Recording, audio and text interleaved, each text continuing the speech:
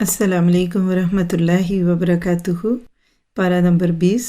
نحمدہ ونصلی علی رسولہ الکریم، اما بعد فاعوذ باللہ من الشیطان الرجیم۔ رب اشرح لی صدری ویسر لی امری واحلل عقدۃ من لسانی یفقہوا قولی۔ پارے کے آغاز میں کچھ سوالات ہیں جس کا مقصد انسان کے شعور کو بیدار کرنا، اور ہر انسان اپنی اصل کے اعتبار سے، اپنی طبیعت کے اعتبار سے اللہ کو ایک مانتا بھی ہے اور پہچانتا بھی ہے، لیکن وقت اور معاشرے کے اثر میں آنے کی وجہ سے بعض دفعہ لوگ ان باتوں کو پیچھے ڈال دیتے ہیں جو اللہ سبحانہ تعالیٰ کا حکم ہوتا ہے۔ ان آیتوں میں اللہ تعالیٰ کی پہچان اور اس کی معرفت ہے، اور خاص طور پہ یہ دعا کہ اَمَّن یُجِیبُ الْمُضْطَرَّ اِذَا دَعَاهُ، کون ہے جو مضطر کی دعا کو قبول کرے جبکہ وہ پکارے۔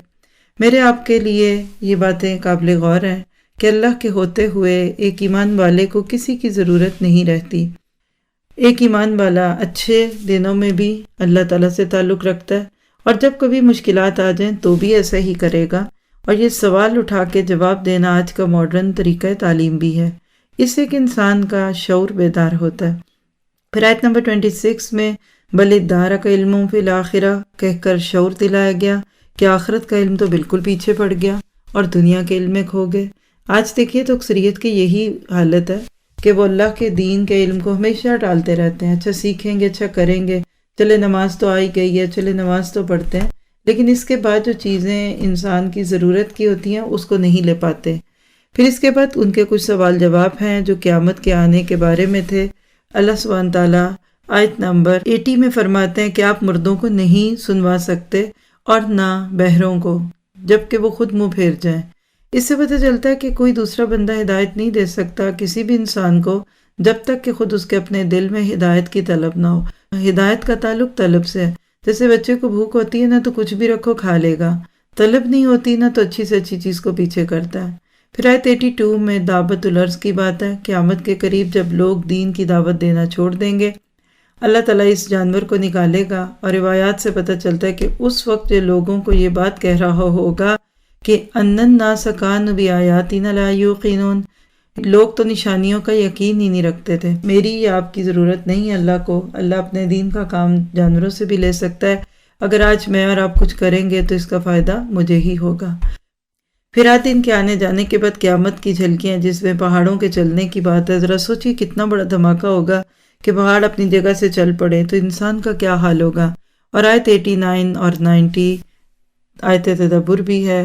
من جاء بالحسنۃ فلہ خیر منہا، میں اور آپ سوچیں، یعنی کیا اچھے کام کر کے میں سوچتی ہوں کہ یہ میرے ہی لیے، اور قیامت کے دن بے خوف ہوں گے، پیس ہوگا، امن ہوگا، ٹینشن فری زندگی ہوگی، سٹریس لیس ہوگی، اور اس کے برعکس جو برے کام کریں گے ان کو جہنم میں اندھے منہ گرا دیا جائے گا اور کہا جائے گا یہی ہے جو تم عمل کرتے تھے اس کی جزا۔ میرے اور آپ کے لیے سوچنے کا نقطہ ہے کہ کیا واقعی ہم چاہتے ہیں کہ ہماری دنیا کی طرح آخرت بھی پرامن ہو، تو اس کے لیے پھر زیادہ سے زیادہ نیکیاں کرنی ہیں۔ دن رمضان کے تیزی سے گزرتے جا رہے ہیں، ایسا نہ ہو کہ ابھی پوسٹ پون نیکیاں ہوں اور عید کا چاند نظر آ جائے۔ کبھی بھی نیکی کریں گے فائدہ تو ہوگا، لیکن سیل تو بہرحال پھر ختم ہو جائے گی۔ اس کے بعد سورۃ قصص ہے جس کو دوسرے لفظوں میں آپ کہہ سکتے ہیں کہ موسیٰ علیہ السلام کی سیرت ہے۔ پورے قرآن پاک میں حضرت موسیٰ کا قصہ بہت دفعہ آتا ہے، بلکہ سب سے زیادہ انہی کا تذکرہ ہے، لیکن سورۃ قصص میں ترتیب کے ساتھ ہے، بچپن سے لے کر جوانی اور اس کے بعد مشن کی تکمیل۔ اس کو پڑھتے ہوئے محسوس ہوتا ہے کہ جیسے آپ اپنی آنکھوں سے کچھ دیکھتے ہیں۔ اس میں موسیٰ علیہ السلام کی زندگی میں 4 عورتوں کا کردار بھی دکھے گا۔ سب سے پہلے ماں کا کردار آیت 7 میں کہ کس طرح اس ماں نے صبر کیا، اللہ کے وعدوں پہ یقین کیا اور بچے کو دریا میں ڈال دیا۔ آج میں اور آپ اپنے اوپر لے کر سوچیں، دودھ پیتے بچے کو اللہ کا حکم سمجھتے ہوئے کیا ہم دریا کے سپرد کر سکتے ہیں؟ آج تو ہم اللہ کے دین کے سپرد نہیں کرتے کہ نہیں ہمارے بچے دنیا کی دوڑ میں پیچھے رہ جائیں گے۔ تو امتحان بڑا سخت تھا۔ پھر اس کے بعد آپ دیکھیے امرأۃ فرعون کا کردار بھی ہے کہ جس نے موسیٰ علیہ السلام کو دریا سے نکلوایا کہ کوئی بات نہیں شاید ہم اس سے فائدہ لیں۔ اور موسیٰ کی ماں کی گھبراہٹوں کا ذکر ہے کہ جب ایک ماں اللہ کے اوپر نظریں لگاتے ہوئے اپنے بچے کو اللہ کے حکموں کے مطابق ڈھالتی ہے تو پھر اللہ اس کے لیے راستے بھی خوبصورت بنا دیتا ہے۔ پھر اس کے بعد تیسرا کردار موسیٰ علیہ السلام کی بہن کا، جس نے فرعون کو خبر دی تھی کہ اگر آپ اس کو کسی اور عورت سے دودھ پلوا لے تو شاید یہ دودھ پی لے۔ تو اس سے پتہ چلتا ہے کہ ہر بڑے انسان کی زندگی میں ایک عورت ہے۔ آگے جا کے ہم دیکھیں گے موسیٰ کی بیوی کا کردار ہے حقیقت ہے کہ عورت بڑی پراثر چیز ہے، اللہ نے اس کو مردوں کے لیے بہت مؤثر رکھا ہے، تو ہمیں دعا کرنی ہے اپنے لیے بھی اور کوشش بھی کرنی ہے کہ ہم اپنے قریب کے مردوں کے لیے نیکیوں کا ذریعہ بنے، نہ کہ ان کو نیکیوں سے دور کرنے کا ذریعہ بنے۔ اور یہی دعا مردوں کو بھی کرنی ہے کہ ہم اپنی گھر والیوں، بیویاں ہیں یا بہنیں ہیں یا مائیں یا بیٹیاں، ان کو زیادہ سے زیادہ نیکیاں کرنے پہ مائل کریں، نہ کہ جو نیکیاں وہ کر رہے ہیں اس کو بھی ہم روکنے کا ذریعہ بنیں۔ پھر موسیٰ علیہ السلام کی جوانی کے کچھ واقعات جس میں قتل خطا ہوا، اور موسیٰ علیہ السلام نے تو نیکی کرنی چاہیے، تعاون علی البر، لیکن وہ ان کے لیے الٹا نقصان کا ذریعہ بنتا ہوا دکھتا ہے، لیکن اصل میں یہی نقصان بعد میں ایک بہت بڑی خیر کا ذریعہ بنتا ہے۔ لیکن ایک اچھے ایمان والے کی طرح موسیٰ اس غلطی سے کیے ہوئے معاملے کو بھی اپنی ہی طرف لے کر رب انی ظلمت نفسی فاغفر لی کہتے ہیں۔ کیا پتہ چلا کہ اگر خطا سے بھی ہو جائے تو کہیں کہ میرا ہی قصور ہے؟ کہا یہ کہنا ہر گناہ، ہر غلطی پہ، ہر کمی بیشی پہ فلاں کا قصور، شوہر نہیں مانتے، بچے نہیں مانتے، بیوی نہیں مانتی، تو یہ ایک ایمان والے کا رویہ نہیں ہو سکتا۔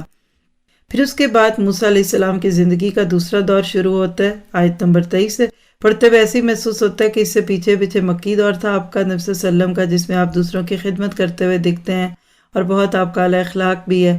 آپ کی ہجرت مدین کی طرف ہے، تو نبی صلی اللہ علیہ وسلم کی ہجرت مدینہ میں تھی، اور یہ واقعات سنا کر آپ کو بھی ذہنی طور پہ تیار کیا جاتا تھا کہ انبیاء کرام کی زندگیوں میں بہت سارے حالات ہیں۔ مدین میں آ کر بھی موسیٰ علیہ السلام نے اپنا کردار نہیں بدلا اور وہاں بھی لوگوں کی مدد کرتے رہے۔ ایسا لگتا ہے کہ موسیٰ علیہ السلام کے دل میں لوگوں کا درد بھرا ہوا تھا، کیسے وہ بغیر کسی قیمت کے اور بغیر کسی راہ و رسم بڑھائے ان لڑکیوں کی مدد کی، بکریوں کو پانی پلانے میں، بھوکے بھی تھے، پیاسے بھی تھے، روٹی کپڑا مکان کچھ بھی نہ تھا۔ تب ایسے وقت میں کہ جب سمجھ ہی نہ آئے کیا کریں، تو دعا اللہ نے سکھا دی آیت 24 میں، رب انی لما انزلت الی من خیر فقیر۔ مجھے آپ کو بھی اس پہ عمل کرنا ہے۔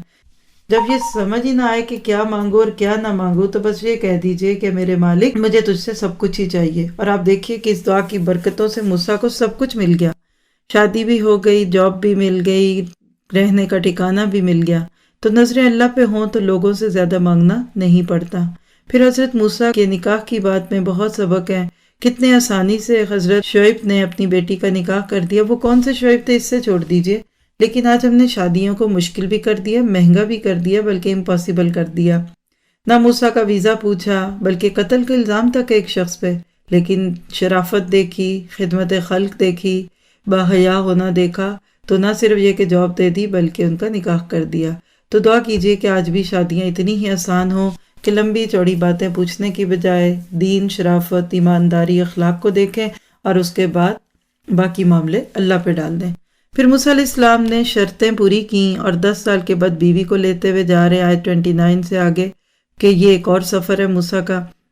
یہاں موسیٰ علیہ السلام کا کردار ایک ذمہ دار شوہر کا ہے کہ کیسے اپنی بیوی کی ٹیک کیئر کر رہے ہیں۔ یہ نہیں کہا کہ بیگم آپ جائیے میں ادھر بیٹھتا ہوں۔ تو آج عورتوں نے مردوں کی اور مردوں نے بعض دفعہ عورتوں کی ڈیوٹیاں لے لی۔ مرد تو گھروں میں کام کر کے خوش ہوتے ہیں، اور عورتیں رات کو 12 بجے بھی اگر نکلنا پڑے، 10 بجے بھی دودھ ختم ہو جائے تو عورتیں ہی جاتی ہیں۔ یہ درست طریقہ زندگی نہیں، یہ فطرت سے ہٹی ہوئی چیز ہے۔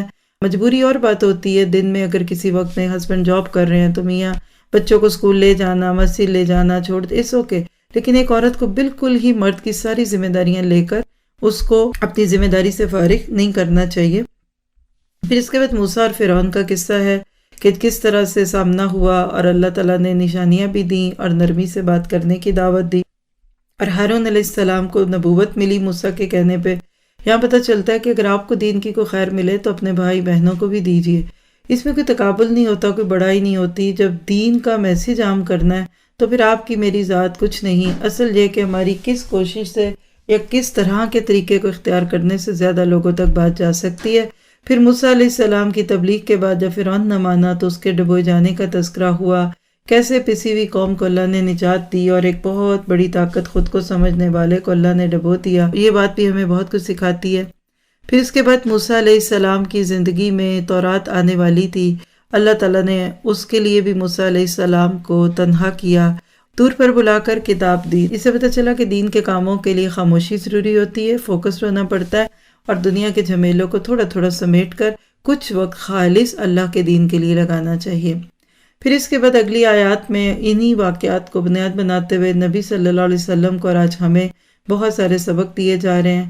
جس میں آیت نمبر 84 میں برائی کا جواب بھلائی سے دینے کی بات ہے، اور جو لوگ اللہ کے راستے میں آ جاتے ہیں، پہلے کسی اور دین میں تھے پھر دوسرے دین میں آ گئے، تو اللہ تعالیٰ ان کو دگنے اجر دے گا، جس مشکل سے گزرے گا نا اللہ اتنا بڑا اجر دے گا۔ پھر آیت 55 ایمان والوں کا مزاج بتاتی ہے کہ اعراض کرتے ہیں لغویات سے، بیکاریات سے، لوگوں کے ساتھ غلط کاموں میں شریک نہیں ہوتے، صرف خاندان کی خوشی کے نام پہ، سسرال کے دباؤ کے نام پہ، لوگوں کو خوش کرنے کے نام پہ وہ وہاں بیٹھ نہیں جاتے، بلکہ اپنے کام سے کام رکھتے ہیں۔ آیت 56 بتاتی ہے کہ ہدایت دینا تو نبی کا بھی کام نہیں جب تک اللہ تعالیٰ کسی کے لیے ہدایت کا فیصلہ نہ کرے۔ آیت 57 میں اس خدشے کا اظہار ہے کہ جب ہم دین پہ آئیں گے تو ہم دنیا سے اچک لیے جائیں گے۔ آج بھی لوگوں کو یہی خوف ہوتا ہے، دین پہ آئیں گے نا دنیا کم ہوگی، حجاب کیا تو بیٹی کا رشتہ نہیں ہوگا، داڑھی رکھ لی تو بیٹے کو جاب نہیں ملے گی، اور اگر حرام چیز نکال دی تو میاں کی دکان نہیں چلے گی۔ اللہ تعالیٰ کہتے ہیں کبھی تم نے حرم کو دیکھا؟ وہاں یہ ساری دولت پھل کہاں سے آ رہے ہیں؟ یہ برکت ہے، حالانکہ سوکھے بنجر پہاڑوں کے بیچ میں گھر رکھ دیا گیا، تو اس لیے کبھی بھی اللہ کے حکم کو مانتے ہوئے دل میلا نہ کریں۔ آیت 58 اگلی آیات میں بطر کی خرابیاں بتائیں کہ جو قومیں بہت ہی شو آف کرتی ہیں، اپنی بڑائی کا اظہار کرتی ہیں، وہ لوگ، وہ گروہ، وہ ادارے جو اپنی چھوٹی چھوٹی صلاحیتوں کو اور چھوٹی چھوٹی خدمات کو بہت بڑا کر کے پیش کرتے ہیں، تو اللہ تعالیٰ ایسے لوگوں کو پھر زمین سے ہٹا بھی دیتا ہے۔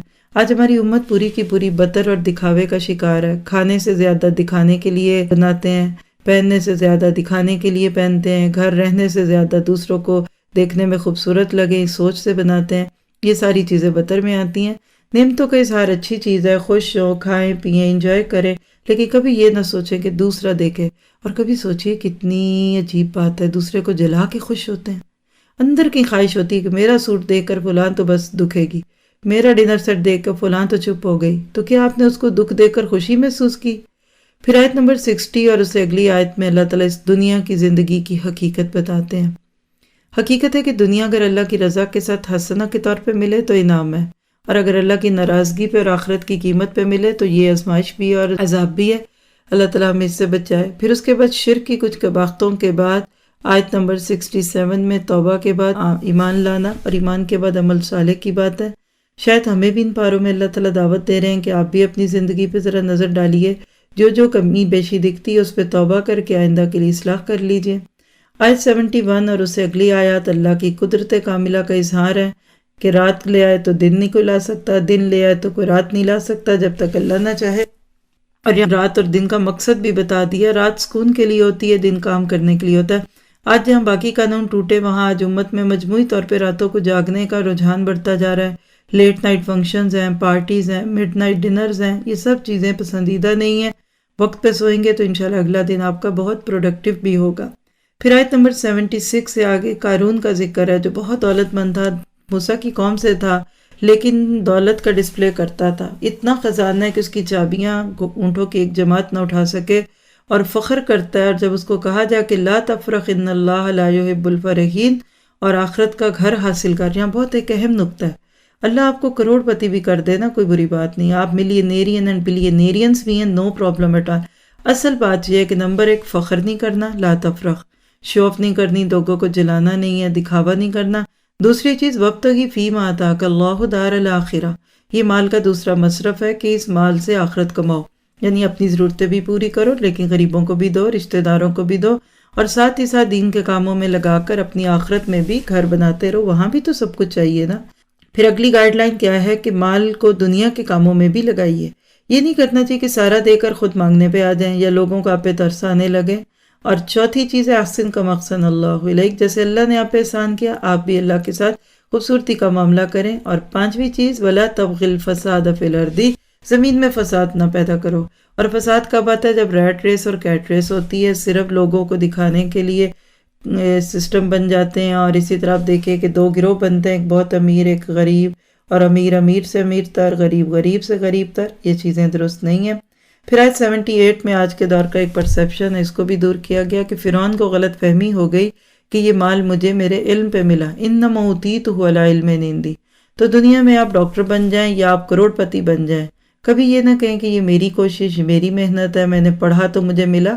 جو بھی مل رہا ہے نا، یہ ساری کوششوں کے بعد اللہ کے فضل سے ملتا ہے۔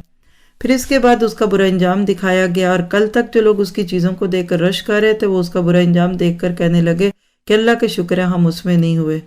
آپ نے فرمایا کبھی لوگوں کی ان چیزوں کو دیکھ کر یہ نہ کہو مجھے بھی ایسے مل جائے، کیا پتہ اس کی پکڑ آنے والی ہو۔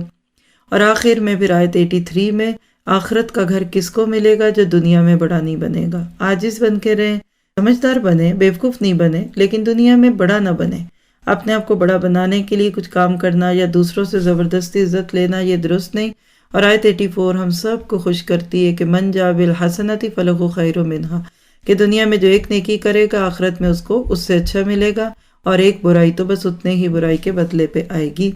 اور آیت 85 میں قرآن کو فرض کر دیا گیا۔ آج میرے آپ کے اوپر بھی یہ قرآن پڑھنا، پڑھانا، اس کو آگے پیش کرنا، اس پہ غور کرنا، اس پہ عمل کرنا، اس کی دعویٰ میں محنت کرنا، یہ فرض ہے۔ اللہ تعالیٰ ہمیں اس کی توفیق دے۔ اور آیت 86 میں بتایا کہ آپ کو تو امید بھی نہیں تھی کہ اتنی پیاری کتاب آپ پہ آئے گی۔ حقیقت ہے کہ ہر صاحب قرآن کو یہی لگتا ہے کہ میں نے تو کبھی سوچا نہیں تھا اس قرآن میں کیا۔ آپ بھی تو 20 پارے سن چکے، آپ کو کیا لگا اس کتاب کو سن کر؟ ابھی تو ایک مختصر سا سفر آپ کے ساتھ چل رہا ہے۔ یقین کریں کہ ہر پارہ جم سے نہیں بھرا ہوا۔ میں تو اتنا سوچ کے بولتی ہوں کہ وقت آگے نہ ہو جائے، ابھی بھی سوچ رہی ہوں کہ چند سیکنڈ اور نہ لگ جائے، لیکن حقیقت ہے کہ اللہ تعالیٰ ہمیں اس کتاب پہ وقت لگانے والا بنائے۔ یہ تھوڑا سا قرآن کو چکھنے کا وقت ہے جو اس وقت میں اور آپ کریں۔ نیت کیجیے ہم نے انشاءاللہ رمضان کے بعد کوئی نہ کوئی کورس جوائن کرنا ہے جس کے بعد ہم اس کے ان ڈیپتھ معنی بھی سمجھیں اور اس کو اردو میں سمجھ سکیں۔ اور سورت کی آخری آیت میں خبر دے دی کہ کل شیء ہالک الا وجہہ، سارے چہرے، ہر چیز ہلاک ہوگی سوائے اللہ کے چہرے کے، اور اس کو کوئی زوال نہیں ہے۔ جو اللہ کے ساتھ لگ جاتا ہے نا پھر وہ بھی زوال سے بچتا ہے۔ پھر آیت سورت عنکبوت، جس کا نام ہی کہہ لیجئے آزمائشوں والی صورت، آزمائشیں، تکلیفیں، پریشانیاں۔ دوسری ہی آیت بندے کا شعور بیدار کرتی ہے کہ حسب الناس یترکوا ان یقولوا آمنا وہم لا یفتنون، کیا لوگ صرف کلمہ پڑھنے پہ چھوڑ دیے جائیں گے اور ان کی آزمائش نہیں ہوگی؟ آج بہت سارے لوگوں نے یہی شارٹ کٹ رکھا ہوا ہے، چونکہ مسلمان ہیں تو جنت میں جائیں گے۔ اللہ تعالیٰ کہتے ہیں ایسا نہیں ہوتا۔ ٹھیک ہے، رجسٹریشن فارم فل کر لیا، اسلام کے بعد جنت میں جانا آسان ہو جائے گا، ممکن ہے، لیکن تمہیں محنت کرنی ہوگی۔ کوئی اسٹوڈنٹ صرف فارم فل کر کے کہے کہ اب مجھے پڑھنے کی ضرورت نہیں، اسکول جانے کی ضرورت نہیں، بکس لینے کی ضرورت نہیں، تو نہ سمجھی ہے نا، تو داخلے کے بعد ہی تو اصل کام ہے۔ تو جو اصل کام کرنے ہیں وہ میں نے آپ نے مسلم ہونے کے بعد کرنے ہیں، نہ کہ نان مسلم کو یہ کہہ دیں کہ بھئی بس تو مسلمان ہو جاؤ اور پھر بیٹھ جاؤ۔ دنیا میں بھی ایسا نہیں ہوتا۔ پھر اس کے بعد آیت 4 میں برے کام کرنے والوں کو دھمکی دی گئی کہ آپ غلط کام کر کے یہ مت سوچئے کہ آپ اللہ تعالیٰ کی پکڑ سے بچ جائیں گے، بلکہ اللہ تعالیٰ آپ کی ہر عمل کو دیکھ رہا ہے۔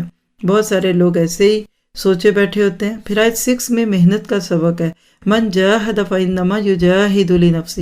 اس کے اندر ایک مقابلہ، جاہد، معاشرہ، مقابلہ، دو کے بیچ میں ہوتا ہے۔ اس میں فرکشن کی بات ہے کہ جب ایک بندہ اللہ کے راستوں میں آتا ہے، اور خاص طور پہ قرآن کے پڑھتے ہی یہ جہاد شروع ہوتا ہے، تو سوسائٹی اس کو اپوز کرتی ہے، معاشرہ اس کو برا بھلا کہے گا، کہیں کو حقوق مانگے گا، کہیں کو کھانے کو مانگے گا، اور لوگ آپ کو اللہ کے راستوں پہ چلتا دیکھ کر بہت زیادہ خوش نہیں ہوں گے۔